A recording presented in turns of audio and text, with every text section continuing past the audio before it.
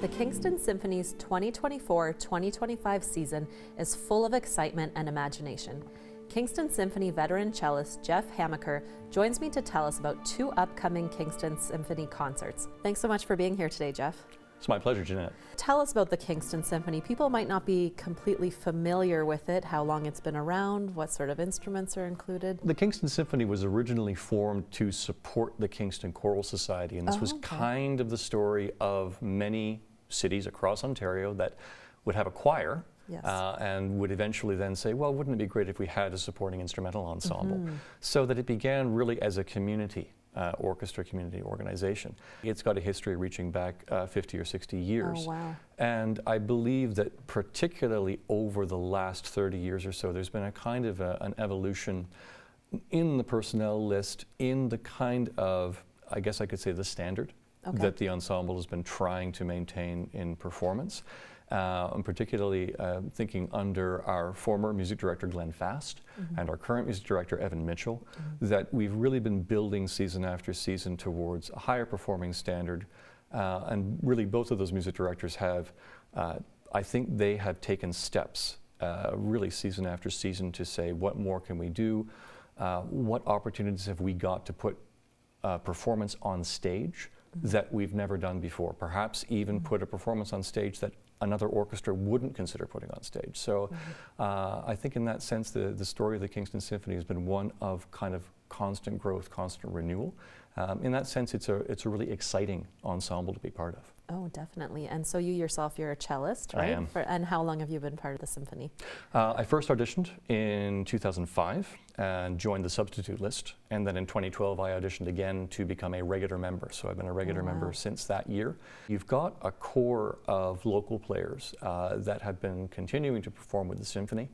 And at this point, it's just kind of the habit you never want to break. We really feel like integral parts of the group. And I think having that kind of consistency, it's something of a touchstone for a musician. We, as freelancers particularly, it's difficult sometimes to know where is that next opportunity coming from, but when you've got a mainstay residency like playing with the Kingston Symphony, it's a great support. So a really dedicated, wonderful, talented local group of musicians, and you've got two upcoming shows. Could you tell us about those two shows?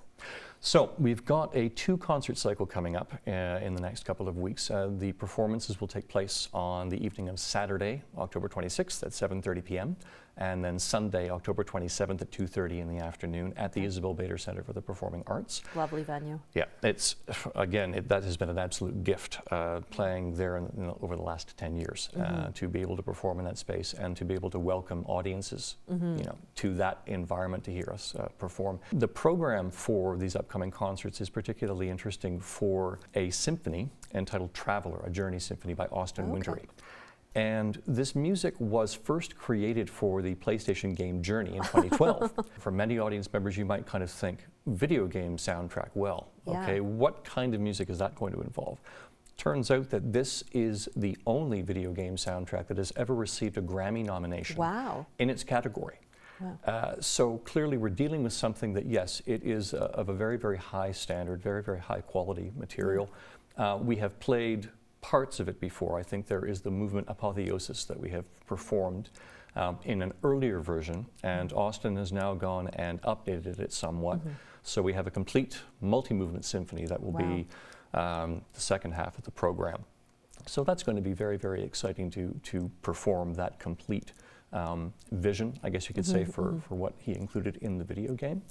The first half of the program is going to feature an old mainstay, Tchaikovsky, the overture to Romeo and Juliet. Oh, beautiful. And Tchaikovsky, of course, is, as I say, sort of a titan of the classical music world.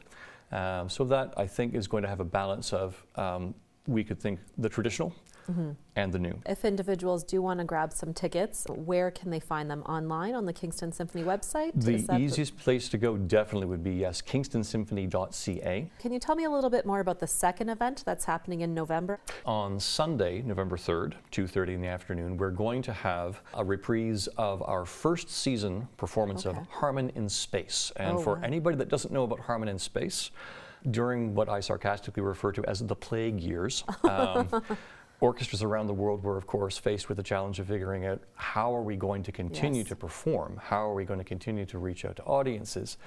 And the thought that Evan Mitchell struck upon was a series aimed at children that we could put up on YouTube. And so Great. along with a lot of other performing arts organizations, we had musicians at home Right. recording themselves performing to a click track. Wow. And then Evan spent countless hours cutting together all of this individual Wow. video into little performances, but with a narrative about Harmon the Hound, Okay. a space-traveling dog trying to land her spaceship after her journeys out in outer space. But the computer system is insisting that she provide a password to land the spaceship. It turns out the password is a specific piece of classical music, so we have to go through Okay. a list of all the instruments in the orchestra to finally land on a performance that is the password for her to land her spaceship. So the web series launched in September of 2020, Okay. and we first performed all of the pieces of music from that first season of Harmon in 2022. So now we're going to perform that program again, and we are hoping, of course, to get out a brand new audience of people to see Harmon in person, because we'll have Lindsay Lee, puppeteer, playing Harmon, and she will be greeting, of course, audience members afterwards, so audience members can have a nice conversation with Harmon the Hound directly if they would like. But yes, introducing various instruments of the orchestra, playing pieces of music that feature them in solo roles. This will be a relaxed performance. Okay. Something that's becoming more and more common, I believe, across the performing arts. I've certainly seen it in the theater productions that I've been involved with, where the environment of the house is altered a little bit, that the house lights won't go to black, we leave them up partly, that for audience members, for example, who are neurodiverse, who are from the disability community, younger audience members who may vocalize, they may want to move around, they may be doing some kind of activity on their own, not necessarily paying really close attention to the performance, but it's designed to be an opportunity for them to, again, engage with live music, without the expectations of maintaining some sort of monastic silence, without that kind of, I guess what for some people might feel an overly serious performing arts experience. So we're really hoping to throw the doors as wide open as we possibly can, again, to people that may not otherwise consider coming to a symphony show, but just to find out more really about who we are, have a fun time with the character. And for anybody that cannot come live, definitely go on YouTube. Take a look at the Harmon in Space YouTube series. We have had viewers of all ages say it's an absolutely fantastic series. There's humor, I think, intended to, again, kind of appeal to people of various ages, but it's great. Check out kingstonsymphony.ca. Get your tickets for either performance and go listen to some amazing works from some wonderfully talented musicians. Thanks so much for being here today, Jeff. Thank you, Jeanette.